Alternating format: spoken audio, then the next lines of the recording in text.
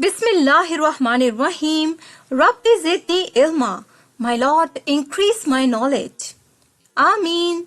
Assalamu alaikum, my brainy kids. I hope you all are doing great. Today's lesson code is 18 and this is about reading comprehension. Dear children, we come across so many books. We see people reading different books and newspapers. It's a routine and we think that everybody is going to read something and they are going to give an exam. But you know, in real life, reading is not just for the exams or for the papers. This is something very, very important. For example, if you go to market and you want to buy even a toothpaste, you need to read it first, whether that toothpaste is good for you or not before you buy it, right? Likewise, even when you are buying a mattress, you see lots and lots of instructions are given along with it in the form of a manual, how you can keep your mattress a new one, okay? So avoid spilling liquids, right? Always lay your mattress on a smooth surface. So all these different instructions, they help us have a long living mattress. So that means reading is very important. If I don't know how to read these instructions, soon my mattress will be worn out and I'll be in need of buying a new one. That means in real life, reading is very important. Hey, do you ever go on the road and you find some of these signs over there? Some of these you may understand because some words are written on them or some instructions are there with them. If they are without any written clues, it's very difficult for us to understand, okay? And we may put ourselves in danger, Without any explanation in words or sentences, we may not understand all of them. That means reading is very important. So what is reading? Reading is the skill or the activity of getting information from the text. And what is text? Very interesting. Text is the written words in a book, magazine, wrapper, newspaper, leaflet, brochure, anywhere written words, all are the text. So let's understand what is the context then. A context in reading means all the written words before or after a word or a phrase. Let's understand it with an example. Mom tiptoed quietly out of the room so the baby didn't wake up. In this sentence, the word tiptoed is a new word. I don't know its meaning, so how this context is going to help me? I will read the word before and after this word. Before it, I read Mom is written. Mom is a living person, the person who can do independent action. After this, it is written quietly out of the room. And I know when something is going out of the room, this is basically a movement. Living things, they move, okay?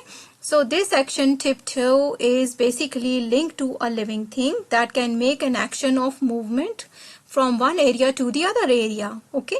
And how this action is being done, now this adverb is very important, quietly. That means this action is without any noise. And if I read it further, the next part of the same sentence is explaining me, is telling me why this action is not only walked, why is it tiptoed, okay?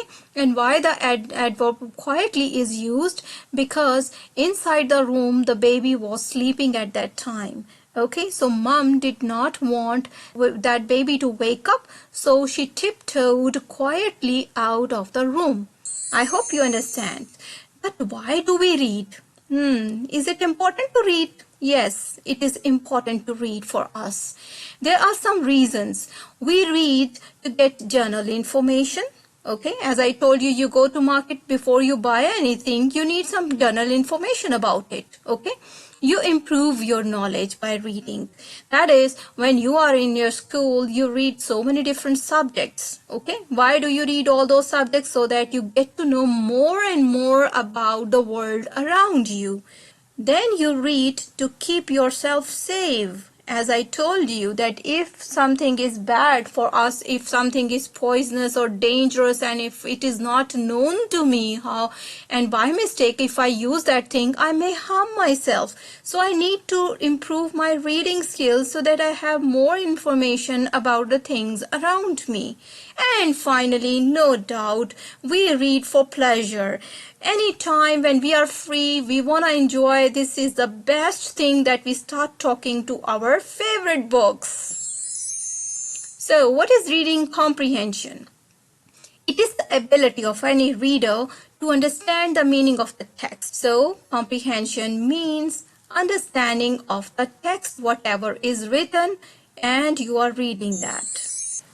Let's now discuss some steps to be a good reader. These are the very good strategies used by the readers when they are reading anything new. Number 1, they read over and over. That means if first time they don't understand, they read it again. Second strategy or the second step they take is that they make connections. Whenever you are reading, try to make connections. That means whatever you are reading, ask yourself, this ever happened to me, or is there any part of this text related to my life? Okay. And you can also relate the text to other books or other texts that you read somewhere in any other book or in a newspaper, in magazine, or somewhere else. So you relate the text to the other text, and this in this relation you're asking yourself, this reminds me about another book. Okay. Then you connect your text to the world around you, if whatever you are reading is about the real world or not. Okay. For example, if you're reading something about science fiction and you ask yourself, does it ever happen on the moon as well in the real world or not? Or if it's just a fantasy. Okay. Then you always connect the text to the media. We watch so many things on internet or on television, and sometime when we are reading a book, we come across some events or some information or some facts that we have already watched on media, on television, or on internet. So we can always make a connection and understand better. The next strategy or the next step that you can take is find context clues. As I just exemplified with you, these context clues can be in the form of written words before and after. Okay, and these can also be sometimes the pictures to help you out. They can be the words already known to you. For example, you are having some definitions, or you know the synonyms of some words, or you know the antonyms of some words. So all these, they help you understand the meaning of some unknown words that you come across. The next step that the good readers they usually take is they think and they predict. They think about it. Whatever they're reading, they ask so many questions about it. Okay, this is my next clue as well, that they ask questions. Okay, and whatever they are thinking, they predict about it. What's going to happen next? What is going on right now? Why is this character moving like this? Why is this character talking like that? Why the character has spoken these sentences or words? Okay, and where are people in the story? Who are they? What are they doing? So many questions the reader they ask themselves, and that makes the clear picture in their mind, and they understand every part of the text. Let's now discuss some questions related to reading comprehension. Number 1 is multiple choice questions. You are familiar that you have to choose, make a choice. Okay. Then there is a true false statement given to you. You have to mark it true or false, or sometime rectify as well. Incomplete sentences or fill in the blank type of questions. Then we have riddles or predictions, or sometimes the clues are there. You have to make a guess what could be the answer of it. Okay. Then we have short answers, maybe having only one word as an answer, or maybe a short phrase. For example, if I ask you, where did Ali Baba live? So you're going to tell me Ali Baba lived in, so you will tell, short answer is going to be in a country, in an old or ancient country called Persia, right? So if I ask you, who did Ali Baba live with? So you're going to tell Ali Baba's wife. That is a one-word answer. Okay.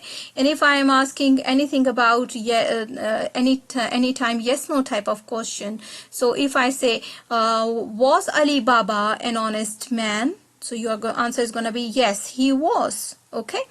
So these short answers are always in different activities. You already are familiar with them, and you also know about the full answers. Okay, when we are giving a complete answer and we include the question statement along with it as a part of our answer, we give a full answer. That is never a one word yes no type of answer. Okay, it explains everything about that. How these questions, they are related to the text. Some questions are related to vocabulary. Okay, they are demanding the synonyms of some words, or they are asking for the meanings. Sometimes some questions, they are demanding some reasons, some facts or some details, and those facts, details or the reasons are directly present in the text. They are directly present in the story, they are directly present in the paragraphs. Okay, and you have to find out those things and underline them in the text to give the answers. Some questions are not directly given in the text, and these type of questions are inferential questions. Okay, here you have to use the clues of the directly questions, and you have to find out the facts and relate all those options so that you can infer, you can make a guess, and you can give the answer of such inferential questions. Okay, so before I move on to its practice, I want to give you some practical tips how to give the answer. Look at the illustrations first of all. If some pictures are there, look at them very carefully. Then read the question statements very carefully before you read the text. Okay, before you read the story, read the questions. Then the next thing that you can do is read the text over and over till the time you understand each and every part of it and all the details are clear to you. But don't spend a lot of time in that, because in the exam you have a little your time is short and you have to be quick as well. Okay, then underline the keywords like auxiliaries or the verbs or some other, maybe in different depending upon the questions. Okay, but usually it is the auxiliaries and the verbs. Okay, and the next tip I can give is use context clues to understand, not just understand the questions, rather also find out the answers. The context clues are very important. And finally, last of all and the best of all, practice makes perfect. That means you must read every day. Okay, because reading makes you perfect. Now let's have a little practice before your online class. This text is picked for you. Okay, so as I told you, first of all you have to see the illustrations, and then you have to see the question statements that are there. So first of all, see the question statements. Who is Danny? Pick the right picture, and we can see the pictures of some animals over here. And all these animals, they are crawling ones, and this one is the flying one. Okay, and this one can fly and jump and leap as well, right? So mark these sentences true and false. What are the sentences? You must not read the sentences right now, just see what the questions are. Okay, give short answers to these questions. What is Danny's favorite job? Okay, does poisonous means harmful and deadly? Okay, and the last one is, would you like to keep Danny as your pet? Why or why not? Answer in full. So that means I am having in total 4 questions to be answered. Now let's see what is the text. The title of the text is Dangerous Danny. Hi, I'm Danny the scorpion. I have 8 legs, claws, and a long tail. I live in the desert. It is very hot out there. During the day, I hide under the rock to keep out the heat. My favorite job is to prey on insects, but I don't eat insects every day. Stay away from me as I have a poisonous sting. My sting is very harmful and deadly. After giving it a reading, after reading it for the first time, I understood a bit about it. What do you think? Can you think of these answers? Okay. So you are going to discuss these answers with your teacher in the class tomorrow. That means in your class you will be discussing this same story with your same paragraph or same text with your teachers. So don't forget to attend your online class with your teachers. Till the next lesson, I'll say have a great day. Allah Hafiz.